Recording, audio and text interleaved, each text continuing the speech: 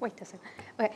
Thank you very much. Thanks for joining us here. I'm very, very happy to be co-organizing with Penny and Heran this event.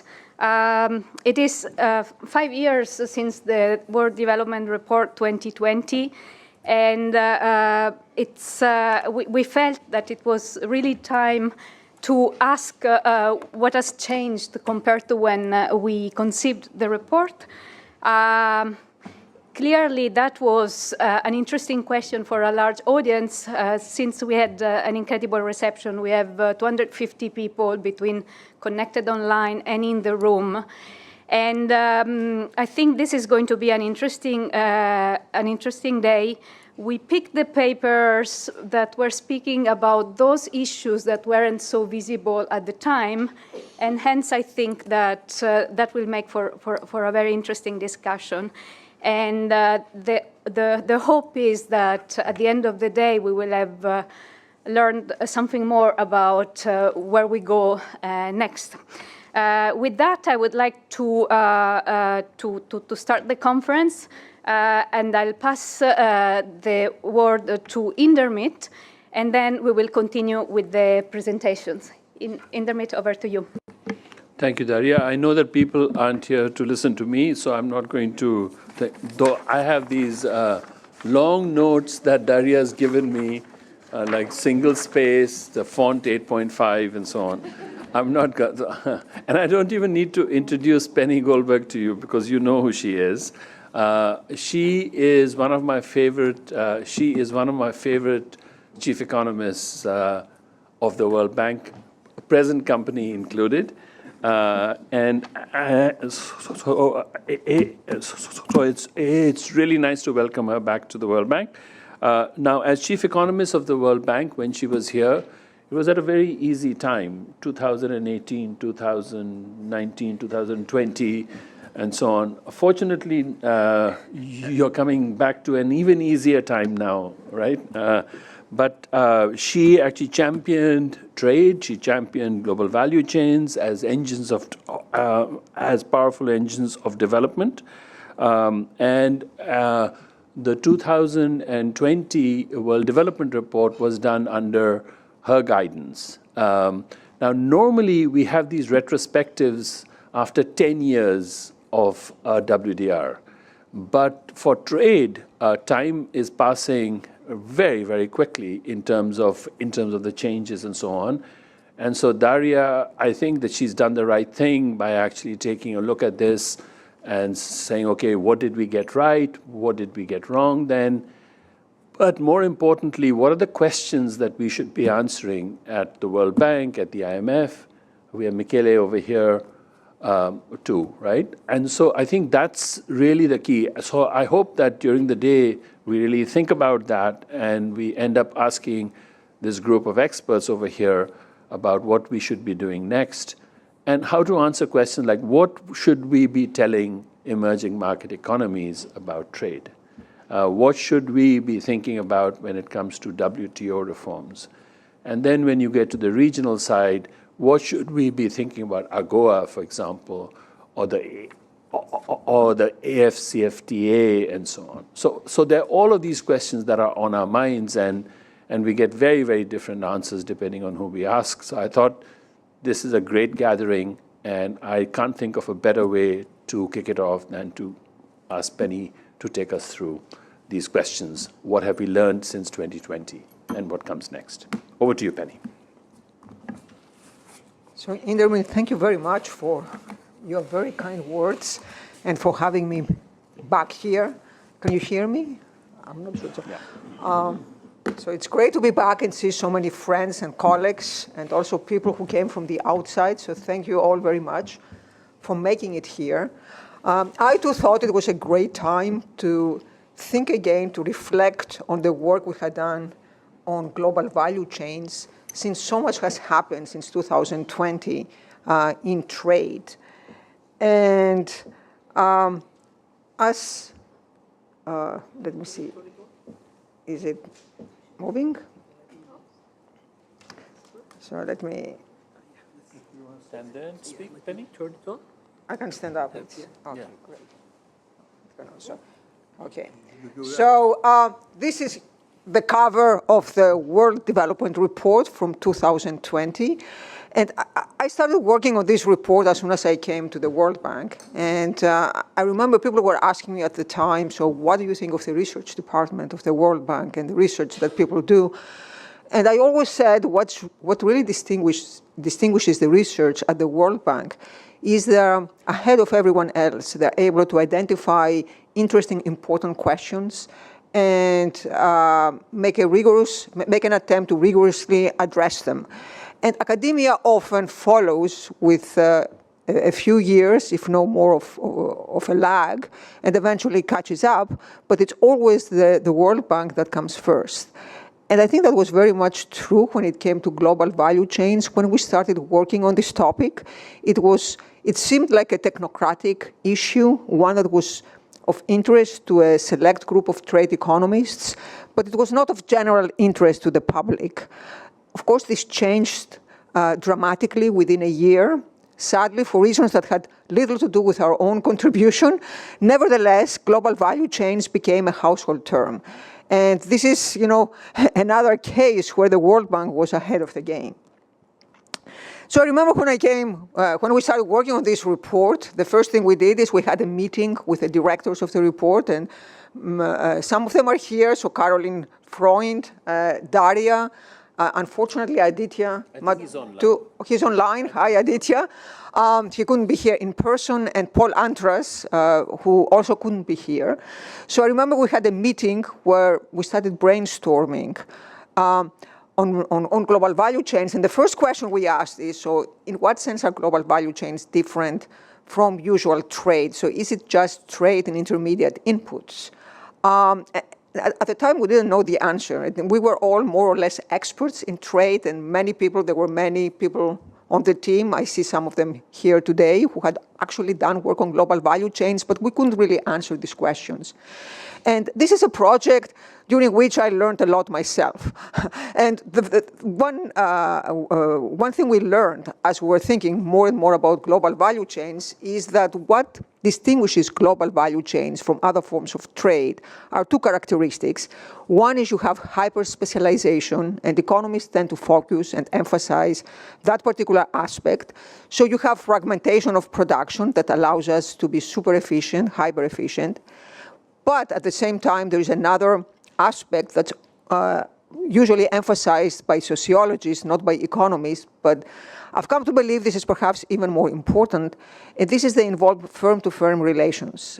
So this is different from anonymized trade that may take place in other markets. And this is important because these firm-to-firm relationships also foster knowledge transfer. So then we ask the question, is that good or bad for development? What does this imply for development? And on the positive side, this immense fragmentation we see along global value chains means that developing countries in principle have the potential to join a particular manufacturing chain, manufacturing activity without having full capabilities. So if you are a developing country and you want to start producing cars, you don't need to have the full knowledge right at the beginning. You start small, and little by little, you go up the development ladder. So that was one positive aspect of global value chains. Another one that I already mentioned is that these relations fostered knowledge and technology transfer, which is important, seems important for development. On the negative side, we pointed out that countries could also get stuck in low value activities, get stuck there forever, and that would lead to what Indermit has labeled the middle income trap. You say stuck forever on doing something that has little value and doesn't allow you to go up the development ladder. So what does the evidence suggest? So this is one of my favorite graphs from the World Development Report of 2020, if we think about the greatest hits. So the graph shows the cumulative growth for many countries as they join different types of global value chains. And one insight from this graph is if you look at the green line is at the top, it shows the cumulative growth when a country joins a global value chain through limited manufacturing, so mainly through low-skill manufacturing, let's say textiles, the kind of products that usually poorer developing countries produce. The blue line shows the cumulative growth when a country joins a global value chain through advanced manufacturing and services. So, for example, the automobile industry or chemicals would be in that category. And the purple line shows the same cumulative growth when a country joins through innovative activities. These tend to be higher income countries in that group. And what the graph shows is that the fastest gains are when countries join through limited manufacturing. There were other insights that I think were very important. One was that we didn't find any countries that immediately joined global value chains through the purple line who leapfrogged onto innovative activities. Almost all countries, actually all countries, I think, in our sample, went through this ladder, starting with limited manufacturing, then advanced manufacturing, then innovative activities. Another insight we had that no country got rich by getting stuck in agricultural value chains. So agricultural value chains were very valuable, but again, as a stepping stone, allowing countries to join eventually manufacturing and innovative activities. So I think there's a lot of insight provided in this graph, but so based on such a graph, but also further analysis, we concluded that, and again, this is directly from the World Development Report, that these global value chains powered an economic revolution, boosted economic growth, and played an important role in reducing poverty. So in addition to the focus on growth and poverty reduction, there were other important insights and contributions. So for example, we analyzed the impact of GVCs and trade more generally on women, on gender parity. We analyzed the impact of GVCs on the environment. We analyzed the relationship between GVCs and new technologies, automation, digitization, and so on. And again, this built on earlier work that people within the research department had done, showing that automation didn't necessarily imply the end of trade. On the contrary, there were cases where actually automation was boosting trade in intermediates. So again, these are all topics that were they're very topical today. And also we highlighted the importance of international cooperation and the rules-based system. At the time, this was just as trade tensions between the US and China had started to emerge. I also want to point out here that some of these topics, they seem obvious topics within the World Bank. They were not obvious outside the World Bank. So for example, when it comes to GVCs and women or GVCs and the environment, I have a confession to make.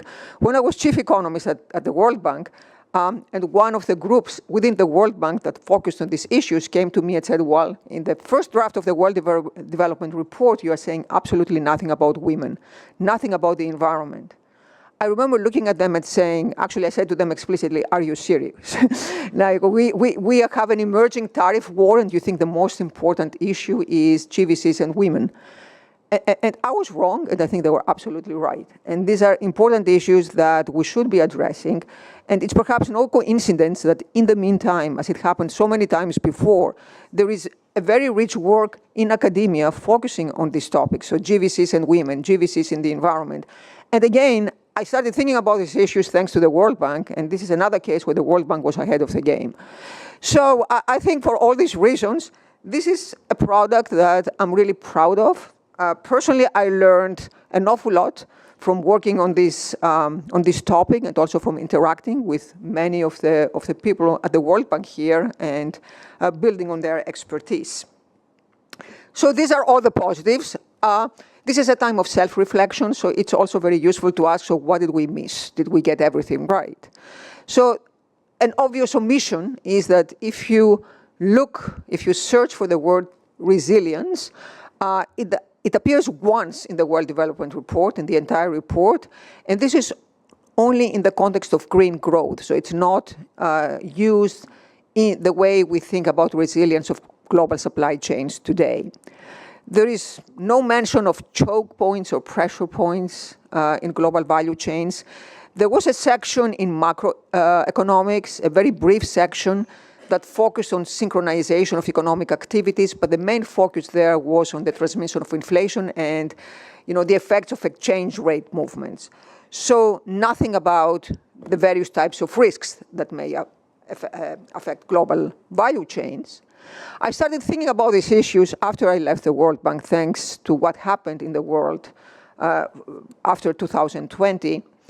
And in subsequent work I did, for example, with Tristan Reed, who's here, we distinguished between, we started thinking about the backlash against the world trading system.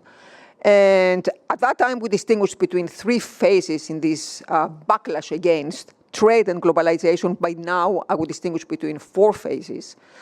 The first phase was 2016 to 2020, when there were many concerns about the increase of inequality within countries, regional inequalities. As a result, we had Brexit, we had the first US-China tariff war, but trade had proved robust through all this. Then in phase two, we had the COVID crisis between 2020 and 2022. And that's the time when the concerns about supply chain resilience first emerged. The catalyst was COVID-19. Again, trade proved robust during that time. Then there was the third phase that I would put between 2022 and 2025, where new concerns emerged about national security. So there the main concern was resilience to geopolitical risks. And the catalyst was the invasion of Ukraine. And that actually had very important consequences. In Europe, we saw the gradual decoupling from Russia. In the US, there were increasing demands for decoupling from China. And finally, the fourth phase, I would put the starting point sometime around 2025, where we see US discontent with the world trading order, and we see tariff escalation and bilateral bargaining. It's no longer just about national security, it's about many other issues. So I just want to point out that the World Development Report, I put it in red on this slide, came just before 2020. So it predates all these developments that I think it's fair to say no one could foresee. We did engage with the effects of trade and global value chains on inequality, on regional inequality. So we had taken stock of what was happening during phase one, when the trade tensions started emerging. And we had a lot to say in the World Development Report about inequality. But at the time, no one could anticipate, of course, no one could anticipate the COVID crisis to start with, but of course, no one could also anticipate that there would be this enormous demand for resilience and diversification that followed the invasion of Ukraine. So where does this leave us? So let me, try to provide some thoughts independent of the World Development Report on these issues. I've made the point several times before, and this again in joint work with Tristan, that when we think about resilience, it became a very popular term since 2020. Well, we need to start with the definition of resilience. What exactly do we mean by resilience? And a very good starting point is a book by Markus Brunemeyer, where he distinguishes between bending and breaking. So he defines a resilient society as a society that's capable of bending when faced with strong winds, but not breaking. And the example he gives, reed versus oak. An oak is a very strong tree, and it can withstand many shocks, but if the wind is strong enough, eventually the oak will break. As an economy, you probably don't want to be an oak, because if the shock is big enough, then you are going to break. You want to be a reed, you want to be able to sway with the wind, but eventually adapt and adjust.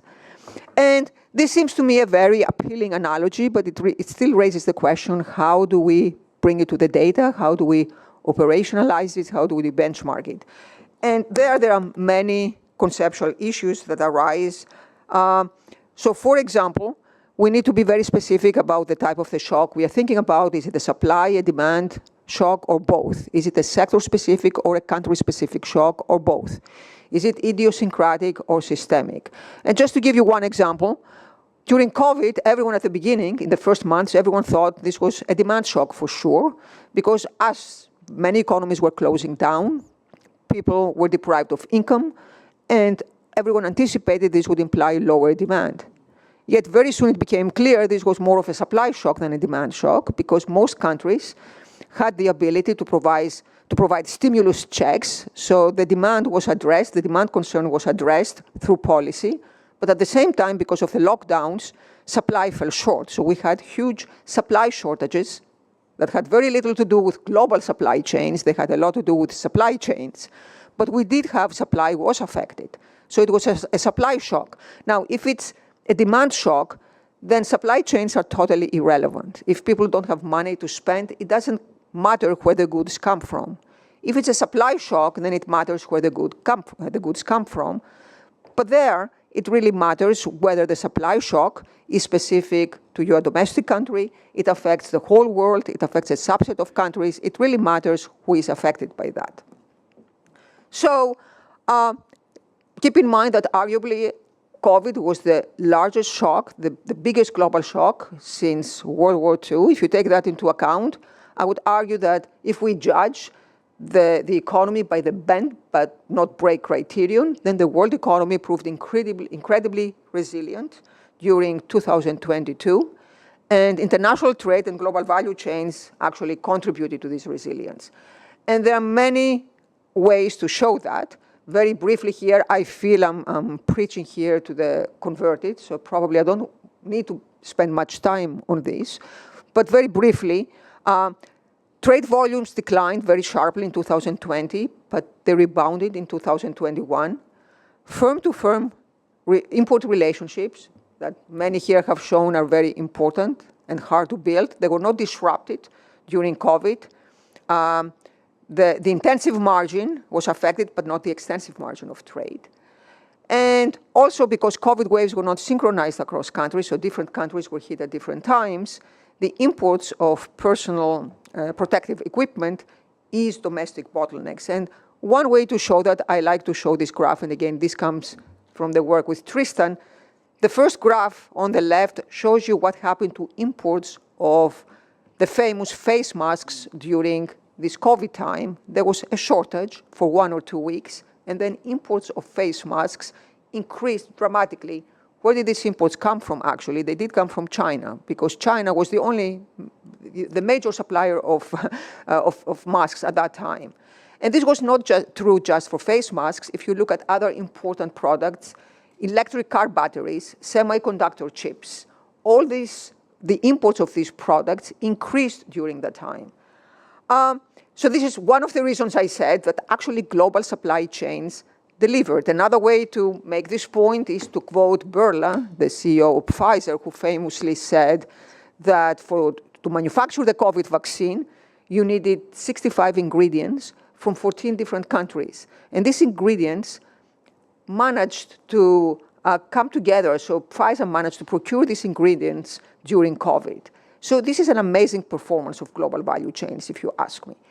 There are other ways to make this point. So, for example, you can employ the usual quantitative tools that you use in international trade, so quantitative trade models, and simulate what would have happened without trade, without global value chains. The effects would have been much more severe.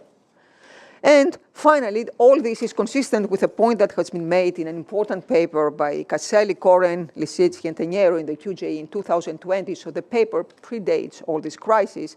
In that paper, they asked the question before anyone else, does trade make an economy more or less resilient to shocks? They actually, I think in that paper, they actually did use the word resilient, but more than anything else, what they had in mind was volatility. So the question they were asking was, does trade expose an economy more or less to volatility? And they're very upfront about that. They say explicitly, it really depends on the kind of shocks that you are faced with. And this is the point I made earlier, that when we think about resilience, you have to think about what kind of shocks we are talking about.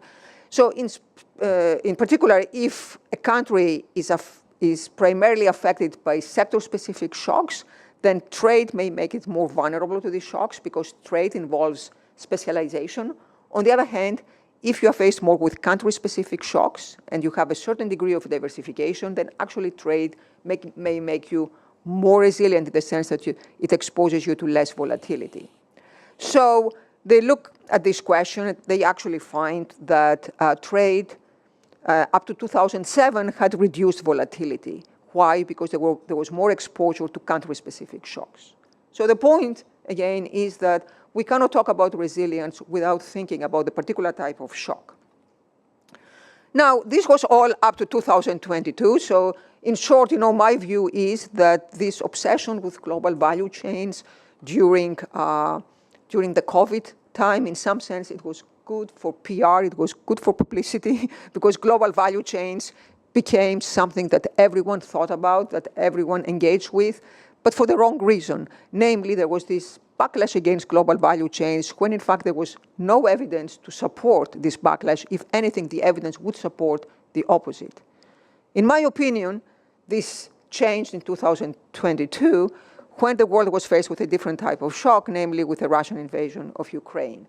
And then we were faced with a different type of shock, namely geopolitical risk. And this type of risk also exposed the risk of excessive international specialization. So if your imports are concentrated on a particular country, so for example, in Europe, energy imports were coming primarily from Russia. So if you have this type of concentration, then you are very vulnerable, you're very exposed to geopolitical risk. Of course, this applied to Russia at the time, but by analogy, in the US, we started becoming increasingly concerned about the reliance on our major trading partner, China. And that led to a new type of concern, namely national security concerns, and the focus on dual goods, namely goods that had both military and civilian uses. At that point, it's very natural to ask the question, so how concentrated are imports? Are the energy imports of Europe an exception, or is it common that imports of critical goods are highly concentrated? And again, that's based on work from Tristan. What we found is that in many critical goods, imports are extremely concentrated. So for example, if you look at medical goods, I already mentioned face masks. About 80% of face mask imports in the United States came from China at the time. The same was true about penicillin, infant formula. They were concentrated, even though the source of these imports were actually friendly countries. They were Mexico and Canada, not China. Similarly, if you look at other products like electric car batteries or crude oil or semiconductor chips, there is enormous concentration in imports when it comes to these countries. So there is a natural argument in favor of diversification. And I think this is a valid argument. This is an important argument. And the fact is, this is an argument that we did not make in the World Development Report. There are many other examples from specific global value chains that favor this diversification argument. So I want to give you one example from semiconductors and use that to also link it to policy recommendations. So when it comes to semiconductors, as many of you will probably know this statistic, about 96% of advanced logic chips come from a single firm, TSMC in Taiwan. Clearly, that exposes the world economy to enormous geopolitical risk. I would say to enormous risk, period, not just geopolitical risk. It's just one company. If something goes wrong in that company, the world economy is highly exposed. But it's not just that the production of semiconductor chips is highly concentrated. When it comes to other parts of the global value chain, so for example, photolithography equipment, there is a single firm, a Dutch firm, ASML, that has the monopoly in the world market. When it comes to lithium and rare earths, China dominates the processing, completely dominates the processing. It also has a dominant position, a very important position in mining, but it's actually the processing where China is extremely dominant. So these type of issues indicate the existence of choke points, and as I said earlier, there is an argument, a very valid argument for diversification. But let me develop that a little further. And let me use one particular graph, one particular example of an industry I've been working on lately to make that. So this is the semiconductor value chain. And I don't know if Chad Bown is here. But this diagram is based on some work he has done earlier. And this is a simplified version of this diagram. So it shows the, how the semiconductor value chain operates and how complex it is. There are essentially 3 stages. There are inputs. The inputs involve semiconductor equipment, specialized chemicals and materials, and EDA software. Then there is the design and manufacturing, where you have vertically integrated firms, or firms that just design chips and then outsource the production to foundries. Okay? And then you have the final stage that involves assembly, testing, and packaging. So it's a highly fragmented global value chain. What the graph doesn't show you is that it's highly globalized with enormous concentration of particular countries at each stage of the value chain. So for example, when it comes to manufacturing equipment, I already mentioned there is a single company, ASML, that has the monopoly in photolithography equipment. When it comes to EDA software, there are 3 companies, all 3 based in the US, that dominate, that have the market. 2 of them were founded by the same person, an engineer from Italy, who moved to Berkeley. But all 3 are based in the US. When it comes to foundries, again, the market is highly concentrated. The manufacturing of chips until very recently was concentrated in East Asia, the main players being Taiwan, Korea, Japan, China, when it comes to older generations of chips. But for particular technologies, for particular types of chips, for example, advanced logic chips, you had a near monopoly of TSMC, followed by Samsung. So again, enormous concentration of particular countries at that part of the global value chain. So when you look at something like that, you can draw one of 2 conclusions, and that's where we come to policy. The conclusion I think many of us would have come, or perhaps, for sure I think that those of us who had worked on the World Development Report in 2020, was that everyone depends on everyone else. And therefore, international cooperation is absolutely key. This global value chain cannot exist and cannot operate if we don't have a certain degree of trust among the various participants, if we cannot plan for the long run, and if we don't embrace cooperation.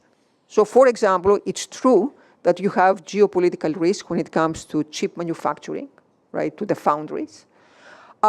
And this is precisely the stage that the US has tried to diversify in recent years. On the other hand, you cannot fabricate these chips without relying on ASML, which has the absolute monopoly in the market. And ASML cannot operate without software from the United States. So everyone needs everyone else. And while the United States may be exposed to risk from Taiwan, Taiwan is also exposed to risk in the United States, because the United States can also cut off the provision of very crucial software, or ASML can cut off the provision of ASML equipment. So there is mutual dependency. There are choke points, but there are also mutual dependencies there. And this means, you can plausibly make a case for international cooperation, and this is what we've been doing all along. Or, once things start breaking down, as it has happened recently, and we start embracing not just diversification, but going to autarky, then the whole system breaks down. And then it's not clear what advice you give to countries. I mean, then it seems we're going to the other extreme. You have to say you have to have self-sufficiency at every node of this global value chain, at every stage. And of course, we can do that. And perhaps this can also generate local jobs. But clearly, this is not efficient. This is going to imply a slowdown of technology in the long run, and perhaps also higher prices for consumers. So we are, right now, I believe we have transitioned to a new equilibrium, to a non-cooperative equilibrium, and we need to take stock of that and figure out what the best strategy is. But it puts someone in a very difficult position when it comes to giving recommendations to countries, because until very recently, we were still making the case that the first best is to actually cooperate. And it's not clear that we are ready to say embrace autarky or self-sufficiency, even in these very highly specialized global value chains. Now, let me finish with some thoughts of where exactly we stand today by going back to some macro data, so moving away from specific examples. There is plenty of work, I think, that has shown that despite everything that has happened in the last few years, all the trade tensions, the return of protection and industrial policy, global trade has remained robust if you look at the numbers. But its nature has changed. The GVCs have adjusted, they have realigned, and we see much more trade until very recently within blocks, less across blocks. So that has led to the emergence of polarization in trade as well. So not just in public life, we have had polarization in labor markets, in public life, in opinions. Now we also have it in trade. And so to me, one question that's of interest is, given that this realignment, until very recently, happened in response to this demand for resilience, which here I will interpret as being demand for diversification. Is this new trade configuration that has emerged, is it actually more resilient? And here I'm going to try to think of resilience in the spirit of the work of Caselli et al., because this is one of the very few papers that actually provided an operational definition of resilience in the sense of volatility. So can we say that this new trade configuration that we see today, this increased polarization, has reduced volatility? And in principle, you can say yes, because we are exposed to less risk from some partners that seem totally unpredictable, let's say exposure of Europe to Russia, but at the same time, because we're exposed to less trade with other countries, this may also erode the cross-country diversification. So it's not clear where this goes. So I've been working with that in a new project with various people within the World Bank, so Erhan, Artug, Daniel Lasso, and Daria, who are all here. And this builds on earlier work by these three authors, and I'm sure some of you have seen some of their graphs. Very briefly here, what they've done in past work is construct trade communities based on network analysis. So this differs a little bit from what the IMF, for example, did, where they defined trade communities based on UN voting. So this is a different way of approaching the problem, and I think this is a very interesting way of approaching this issue, because given the new trade tensions that have emerged since April 2025, it's not clear that countries in the future are going to be aligned according to UN voting or according to geopolitical interests. It seems, trade is experiencing another crisis, and it's not clear what pattern will emerge. At any rate, based on this analysis, they have documented three main patterns. The first one I already mentioned, global trade is not just robust, it has also been increasing. The second one is that the trade communities are changing, they are constantly readjusting. And then there is polarization in the sense that we see less trade across communities. I'll show you a few graphs quite quickly because we don't have much time. This shows global exports over time.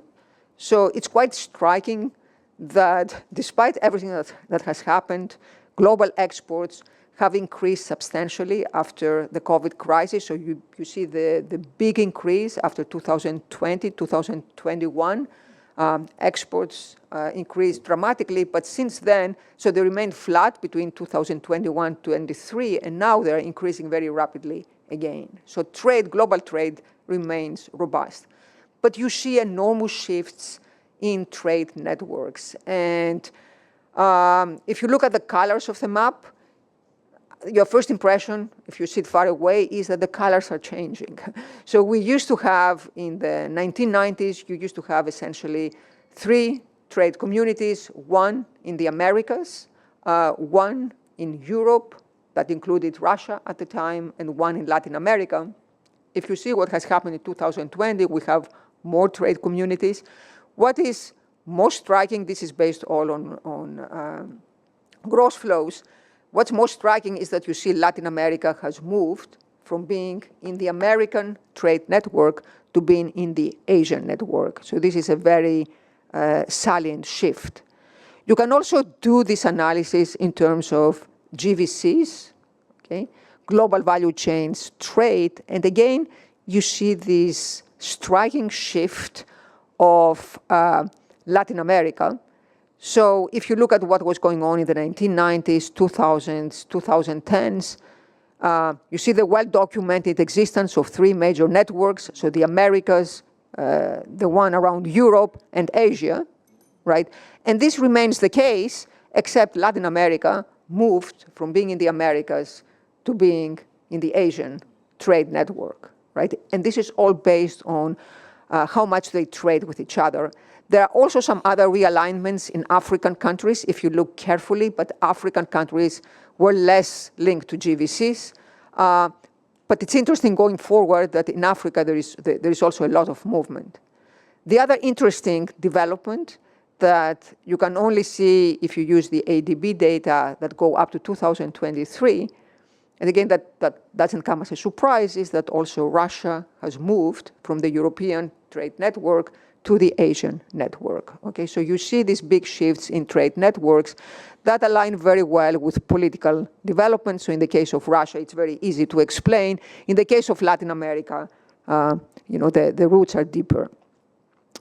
Apart from that, so you have this realignment of trade communities, but on top of that, you have this polarization that I talked about. So one can also compute how much trade is there within these communities and how much trade has there been across communities and what are the growth rates of these two types of trade.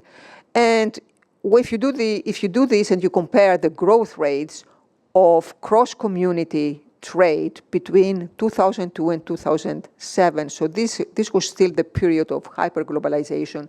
So if you compare this trade growth rate to the one we've seen in the last 2 years, between 2021 and 2023, you see that in every case, in almost every case, extra-community, cross-community trade growth rates are lower compared to what they were before. And this graph also makes it very clear.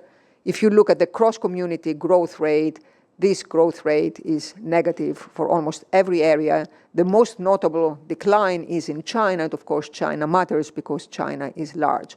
So simply put, trade is robust, trade goes strong, but you see much less trade across trade communities. And again, in this analysis, communities are not defined based on UN voting. They're defined based on previous trade patterns.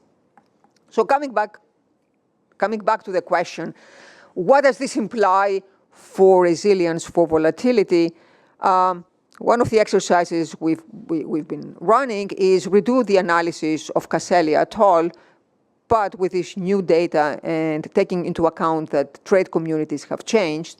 And again, you have these two different mechanisms that go in opposite directions. You have the sectoral specialization. Sectoral specialization always implies that trade can increase volatility, right? Because it increases concentration in a few sectors, and then you have the cross-country diversification channel.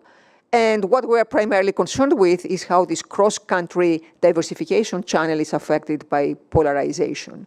For reference, what Caselli et al. Found is that between 1970 and 2007, that includes this period of hyperglobalization, trade reduced volatility by 36% on average, and the diversification channel was much stronger than the specialization channel. So in other words, countries diversified through trade, and intuitively what happens is if the domestic shocks dominate, right, then trade is insurance. If global shocks dominate, then trade amplifies exposure.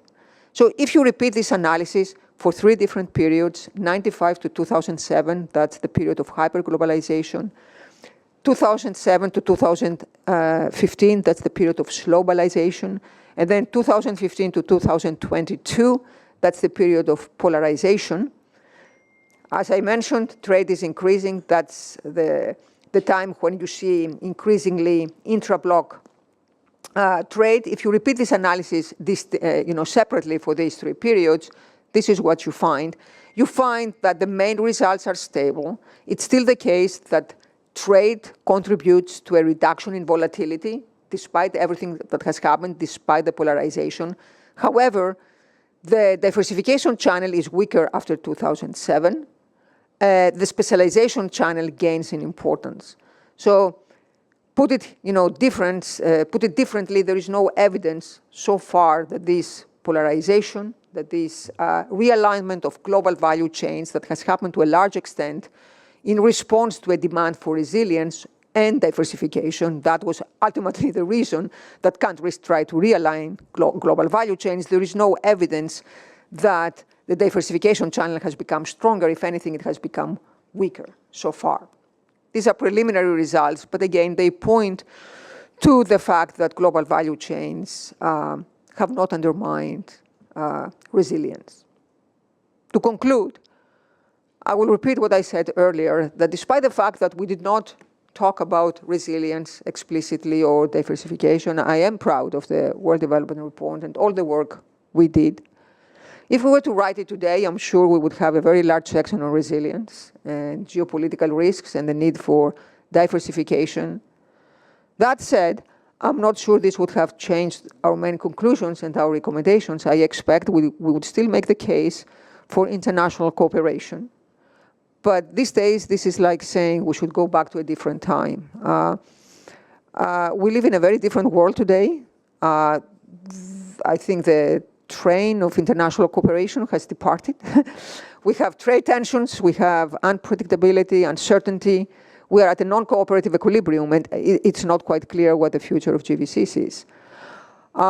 In my opinion, growth and international risk sharing are going to suffer from this increasing polarization. This is not to say that growth is not possible. I think growth is still possible, and I think trade can still play a role. But this different type of trade that we have today, which is highly polarized, is not going to deliver the growth miracles we've seen in the past. And finally, everything I showed you so far, everything I said, includes data up to 2023, 2024. That's when we talk about polarization, because that's when we were clear about what was going on and what the objectives were. Things have changed dramatically in the past year, where we have additional shifts in trade policies. So that increases uncertainty, and that increases the unpredictability of the trading system. And I know there will be papers later today that will explicitly address this issue. But I will stop here. Thank you very much again.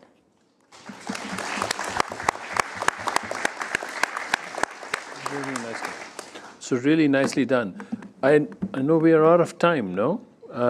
Can we take a few questions? I had actually one observation, one disagreement with you, and one question.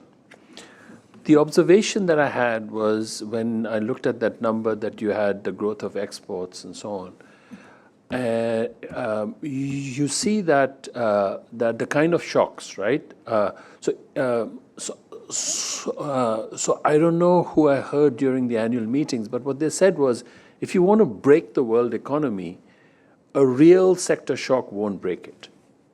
Okay, you would have to have a financial sector shock to break it. So when I was actually looking at that, for the global financials, for the drop in exports during the global financial crisis was massive as compared to the others. But when you look at the other two shocks, which is COVID, and then after that Ukraine, that actually turns out that the global economy actually held firm for both of them reasonably well. Right? So you would have to look at the financial sector shock. I don't know what the interaction of the financial sector and trade are, but to the extent that there are those, that would be the thing that would break the world economy. I think this was an observation from the IMF. I think it was Pierre Olivier who said this. The disagreement that I had with you said that there's lack of international cooperation, but there isn't. It's just the mode of international cooperation has changed from multilateral to bilateral. So there are these bilateral agreements. So, for example, if you sort of look at the US and the Netherlands about ASML and so on. It's not like they're not cooperating. It's just that it's not in a multilateral framework. So I would disagree with, I don't know if this is niggling or if this is a real thing, but there is still international cooperation. It's just the mode is different. It would be probably bilateral, or maybe maybe it would be plurilateral, but it just won't be multilateral. And then the last point was a question that I had. So you did this World Development Report at a time when there was a lot of pressure on you to not talk about trade, or to talk about trade in a different way, etc. Just talk about trade facilitation and not this thing. You know, if you had to sort of think of work now, if you were chief economist now, and you would say, okay, what would I do right now? What would I look at? Would I do a policy research report? Would I have a research program that gets into questions like non-tariff barriers, non-efficiency objectives of trade, etc., those kind of things, or specifically looking at what we should be saying to small economies, especially Africa, because you sort of see in all of those charts that you sort of see, the missing part really, I mean, where there's still the least amount of activity, 50 countries, very small economies other than South Africa, everything else is just a thing. So those were my three quick things. But before you respond to it, why don't we take some other questions too, because you and I can talk later too. Some time, because I had built the coffee break, but given that we have lunch after the next papers, I guess we can take the time. Yeah, so, I mean, you say international cooperation because you want a certain kind of international cooperation because you're a globalist. But you're not an America first person, or even a Greece first person, or a Europe first person. They think about it somewhat differently, and you can't say that that's completely wrong. Yeah? Okay. Okay, I will respond to the disagreement first, since it's more interesting. So first, I agree with you partially, in the sense that, yes, I mean, multilateral cooperation could be replaced by regional cooperation or many bilateral agreements. And I think, you know, as globalists or as economists, we would still say this cannot replace global value chains, because if you look at something like semiconductors, they involved cooperation with countries in very different parts of the world. China, Taiwan, the Netherlands, the United States, with different regimes, at different stages of development. I mean, Korea, when it started its semiconductor program, it was one of the poorest countries of the world. So, so yes, we can replace Taiwan with TSMC Arizona, and I think the semiconductor industry will keep going. I would still claim, you know, it's probably not going to be as efficient as it could have been, but I fully accept the argument that efficiency is not everything. We need diversification, and I agree. My disagreement, or I said partially, is because this was all true until very recently, where we could say you have bilateral negotiations with countries, or you have regional agreements, and you try to reach an agreement with partners who are like-minded. And when it came to policy advice, well, I was not at the World Bank, so I leave it to those of you who were, facing these issues to face the storm. But what I would have said to countries is, you need to pick your allies and your partners carefully, and if you make the right choices, there is still a lot of room for cooperation and growth. And this is what I think might make a lot of sense to say until recently. But what has happened recently is a little different, is you do have something that I won't call bilateral negotiations or bilateral agreements, I would call bilateral bullying. And there it's much less clear what you say to countries. And I think this is the difficulty today, and that's why I would draw a big distinction between what has happened prior to 2025, and this is not to say that I personally agree with what has happened before 2025. I may disagree, but we knew what was going on, and you could actually provide advice to countries, including the small ones, on how to navigate this crisis. Right now, I think the main challenge that everyone faces is you don't know where this is going to end. right? So you have these bilateral realignments, but it's not clear what the objective is, what we're negotiating about.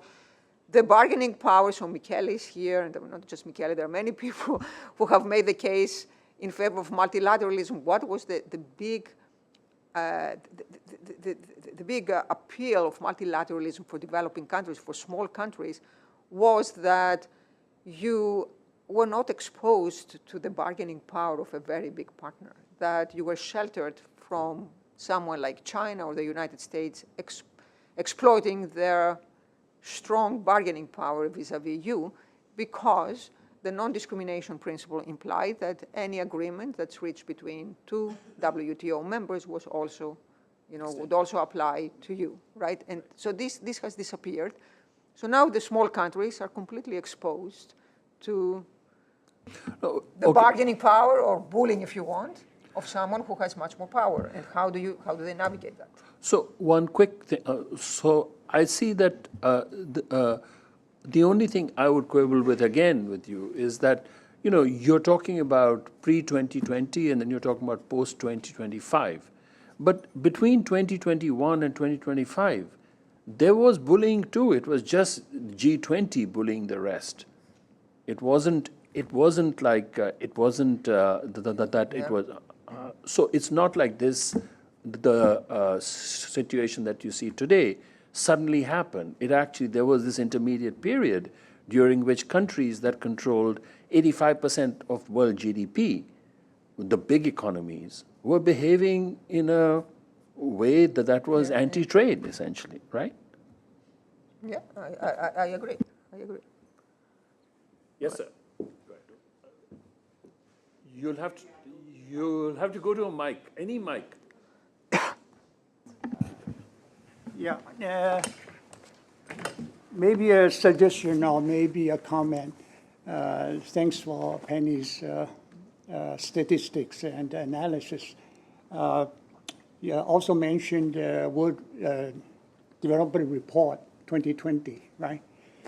To me, I'm a former bank staff. I was a CTO at the bank before.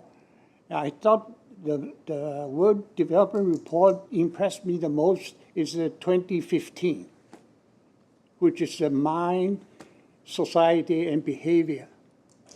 Unfortunately, afterwards, this topic move on.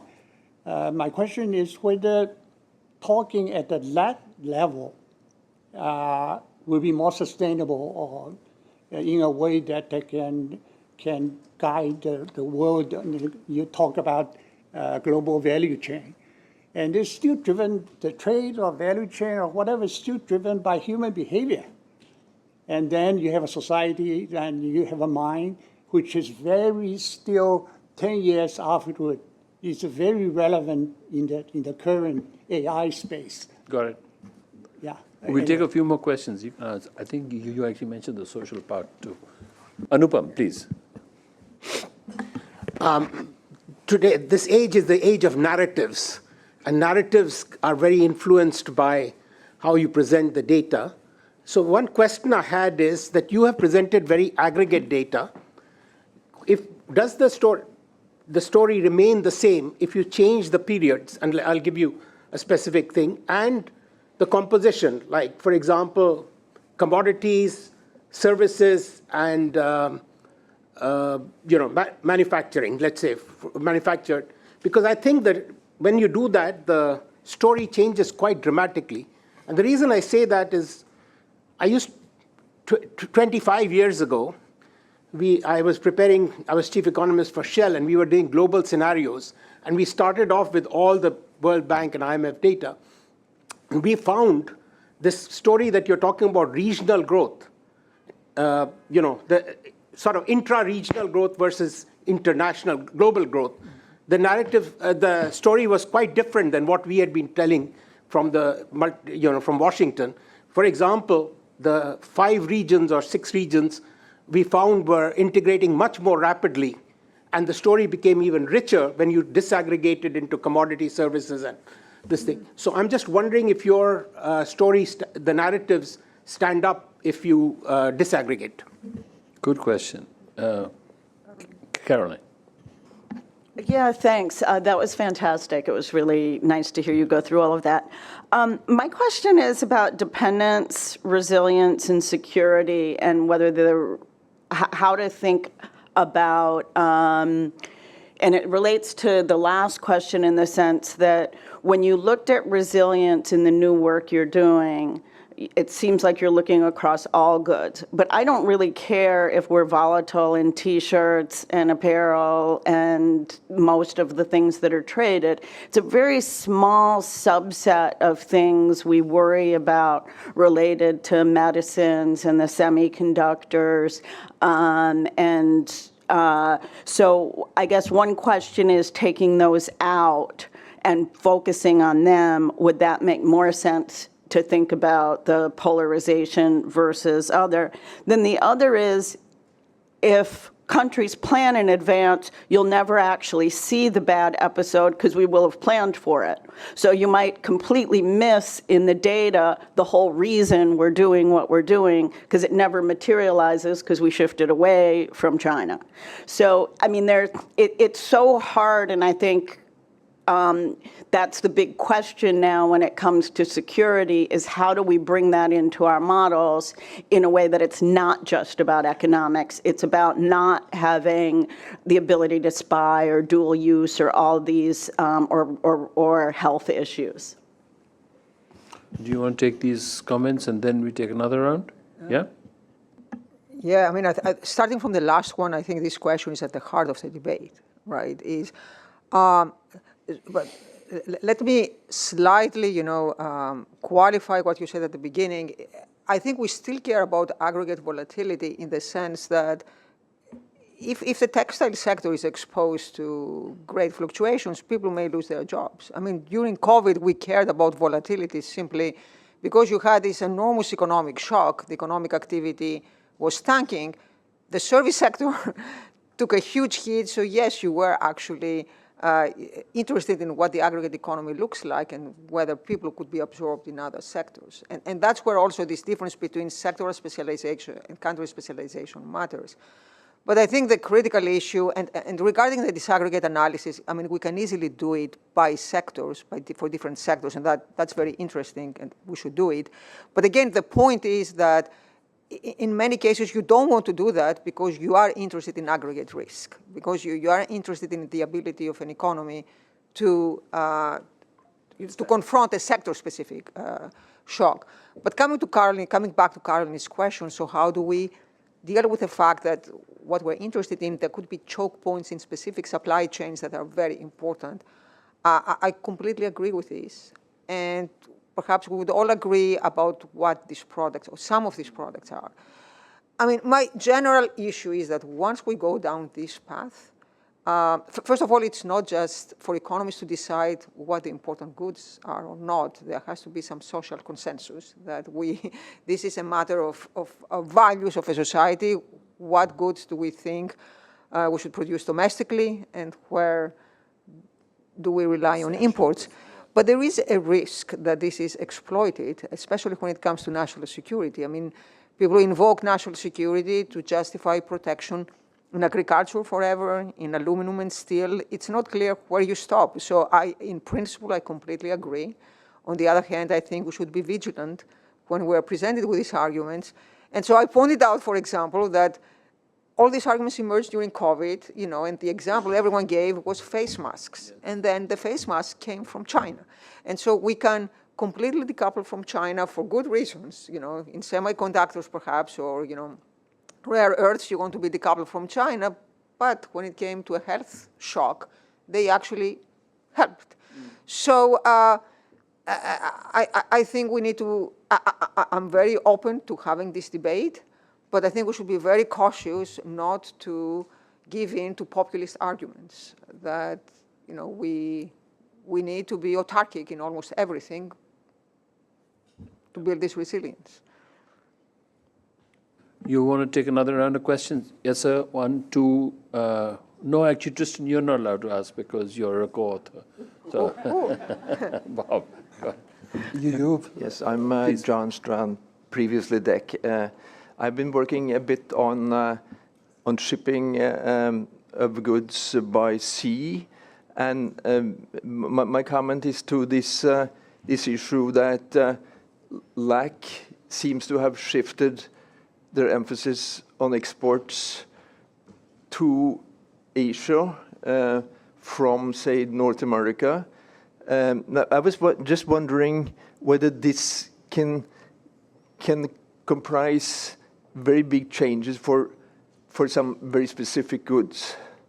I know that over this period from 2015 until now, there's been a huge scale-up of production of soybeans in both Argentina and Brazil. And most of that is exported to China. So there's been a big scale-up of that particular commodity trade. Generally, this region basically exports commodities and agricultural products, not really advanced products. And there's also been a big scale-up of copper exports from Chile and Peru to China. As I'm just wondering whether this very striking change relates to some very specific goods. Good question. Bob, and then Tristan, and then Peter. Then Peter. Yeah, please. Thanks very much. This is very interesting. My question is about this backlash against globalization you talked about. And in your view, sort of what are the key drivers, and perhaps more importantly, what are the most effective remedies that will actually convince people to step away from that? Tristan, quick. Yes. I wonder if you're overstating the extent of the issue by saying we've moved from a cooperative to non-cooperative equilibrium. I think that's true of how governments are operating, but it was always a non-cooperative equilibrium for the private firms that were doing globalization and so forth. And so the reaction you're seeing is like individual, governments subsidizing one industry to try to bring it home, but the economy hasn't changed as much. What do you think about that? Peter? Thank you. So I thought the maps you showed that were based on the network flows were fantastic and provocative. And riffing on what you talked about before, is it obvious for the modal developing country that moving to this multipolar kind of different groups versus the one kind of unipolar thing we've had in terms of trade before is bad? If you think about Latin America being courted by both the China bloc and the North American bloc, I mean, it could go either way. I'm just kind of wondering, I don't really know what we know about that, but I mean, it could be, for developing countries, this could be a good thing, that there's a search for more of the partners in that part of the chain. So to you, and then I'll close it up. Yeah, I hope I won't forget. But starting with the last one that I remember, I agree, it's not clear that this is bad at all. But what we're also saying, it's not just that you have more communities, it's also that they trade less with each other. And that, again, can be good or bad from the volatility point of view. So that's an empirical question, right? But they are readjusting, for sure. And I think what happened with agricultural exports perhaps explains the move of Latin America to a different trade network. I mean, it's exactly these trade relationships with China in specific commodities. And I agree again. The message is, I think that's actually a very good comment, a very good point, that we should draw these maps also for specific commodities, because then they also provide insight as to what drives also these communities. And you may find that actually larger parts of the world look like Africa in the sense that for some commodities they don't have any trade at all or something. Exactly, right? exactly. And then, Bob, I mean, I think it will be a fascinating question for economic historians for many years to come to explain what has happened.